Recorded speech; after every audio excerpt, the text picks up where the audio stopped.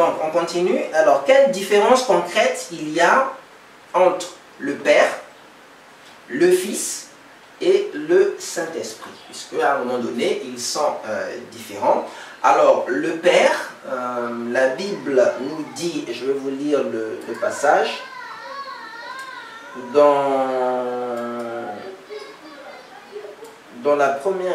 l'épître de Paul aux Corinthiens, à Timothée, dans 1 Timothée 6, verset 16, la Bible nous dit, en parlant du Père,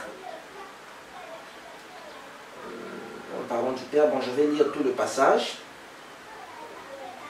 Voilà, je te recommande devant Dieu qui donne la vie à toutes choses et devant Jésus-Christ qui fit une belle confession devant Ponce Pilate, de garder le commandement et de vivre sans tâche, sans reproche jusqu'à l'apparition de notre Seigneur Jésus-Christ, que manifestera en son temps le bienheureux et seul souverain, le roi des rois, le Seigneur des seigneurs. Donc là il est question du Père, le Seigneur des seigneurs, qui seul possède l'immortalité, qui habite une lumière inaccessible, que nul homme n'a vu, ne peut voir, et à qui appartiennent l'honneur, la puissance éternelle. Amen.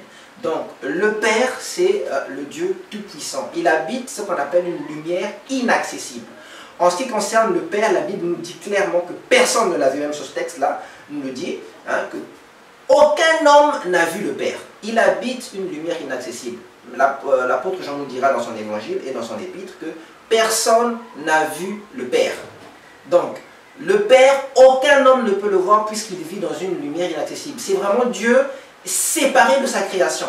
Si le Père descendait dans sa création avec toute sa gloire, la création ne supporterait pas ça. La création serait simplement pulvérisée. Donc le Père se tient dans une lumière inaccessible, séparé et différent de sa création. Le Père ne se confond pas. C'est vraiment Dieu qui ne se confond pas avec sa création. Alors qui est le Fils? Lorsque le Père fait l'effort de se rendre visible dans sa création, il apparaît sous la forme du Fils. C'est pour ça qu'on dit que personne n'a jamais vu Dieu, mais Dieu le Fils nous a révélé le Père. Donc en fait, le Fils, si vous devez voir le Père, si le Père fait l'effort, parce que tout est possible à Dieu, s'il veut faire l'effort pour que vous puissiez le voir, s'il s'arrange pour que vous puissiez le voir, ce que vous allez voir, c'est Jésus-Christ. C'est pour ça que la Bible nous dit que Jésus-Christ est l'image, bon, plus exactement, Jésus-Christ est l'icône du Dieu vivant. C'est-à-dire que quand vous regardez dans l'Ancien Testament, vous allez voir dans l'Ancien Testament des apparitions de Dieu, hein, des apparitions de l'Éternel. Ces apparitions-là, en fait, ce n'est pas le Père, mais en fait, c'est le Fils. Chaque fois qu'un homme a eu à voir une vision de Dieu dans l'Ancien Testament, dans le Nouveau Testament, ça a toujours été le Fils, c'est-à-dire Jésus-Christ. Donc, Jésus-Christ est donc l'image du Père. Il est le rayonnement de la gloire du Père. Le Père est inaccessible et le Fils, en fait, c'est simplement le Père lorsqu'il se rend visible dans sa création. Donc, j'espère que là, c'est compris. Et le Saint-Esprit, c'est quoi le Saint-Esprit? Alors, le Saint-Esprit, c'est simplement Dieu qui agit dans sa création.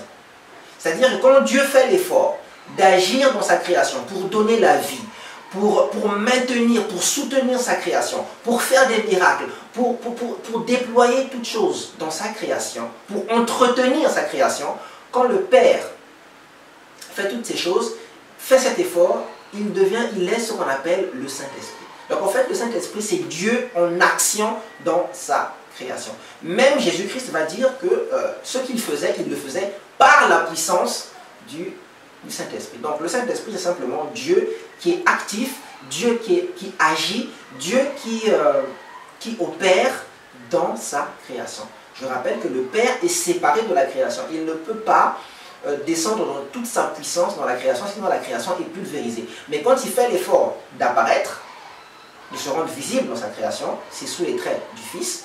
Et quand il fait l'effort d'entretenir sa création, c'est sous les traits du Saint-Esprit. Donc voilà la différence qu'il y a, la différence fonctionnelle qu'il y a entre le Père, le Fils et le Saint-Esprit.